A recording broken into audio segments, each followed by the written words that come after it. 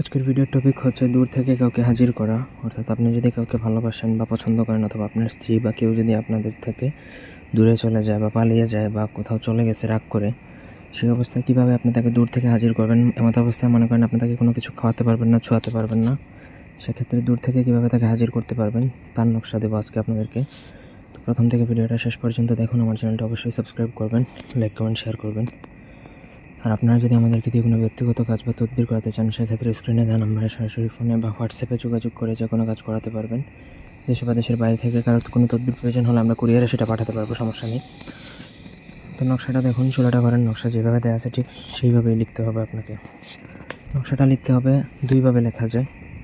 যদি কাঙ্ক্ষিত ব্যক্তিকে হাজির করতে চান, তার যদি ব্যবহৃত কাপড় থাকে তাহলে সব থেকে ভালো হয়, 48 ঘন্টার মধ্যে সে হাজির হবে। আর যদি তার ব্যবহৃত কাপড় না থাকে, সেক্ষেত্রে ভোজপত্রের মধ্যে 7টা তাবিজ লিখবেন। 7টা লিখে শনিবার থেকে শুরু করে 7টা পোড়াবেন।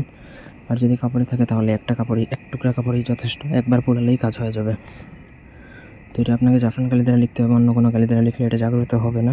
শনি বা মঙ্গলবার দিন আমার অনুমতি নিয়ে লিখতে হবে একা নির্জনে বসে। যে তদবিরটা করবে সে ব্যতীত অন্য কেউ বিষয়টা জানতে পারবে না। অন্য কেউ যদি জানে তাহলে কাজ হবে না। পুরো বিষয়টা আপনার গোপনীয়তার সাথে করতে হবে এবং অনুমতিটা বাধ্যতামূলক। পাক পবিত্র হয়ে একা নির্জনে বসে সম্পূর্ণ প্রসেসটা করবেন। নকশা যেভাবে দেওয়া আছে ঠিক সেইভাবে। নকশার নিচে ছেলে হলে তার বাবার নাম, তার নাম, সে যদি মেয়ে হয় তাহলে তার নাম এবং তার মায়ের নাম লিখে নকশাটা লেখা কমপ্লিট করবেন।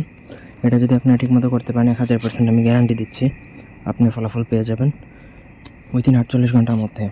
আর যদি আপনি কাপড় যদি পোড়াতে পারেন থাকে তাহলে সব থেকে ভালো, আপনি একদিনের মধ্যে রেজাল্ট পেয়ে যেতে পারেন। তো এই ছিল আজকের ভিডিও। ধন্যবাদ সবাইকে আমাদের সাথে থাকার জন্য। আল্লাহ হাফেজ।